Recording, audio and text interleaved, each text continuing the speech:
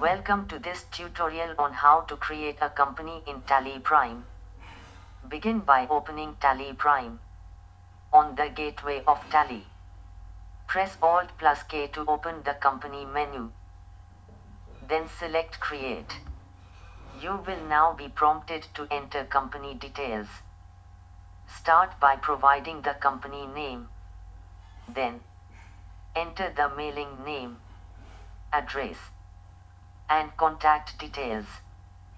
Next, choose the country and state where your company is located. Now, configure the financial year settings. Enter the financial year beginning date. Enter the books beginning from date. If it is different, proceed to select the base currency, which will be used for accounting.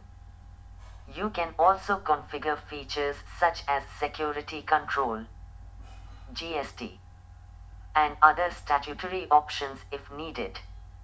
Once you have filled in all the required details, press Ctrl plus A to save the company. Congratulations! You have successfully created a new company in Tally Prime. Thank you for watching.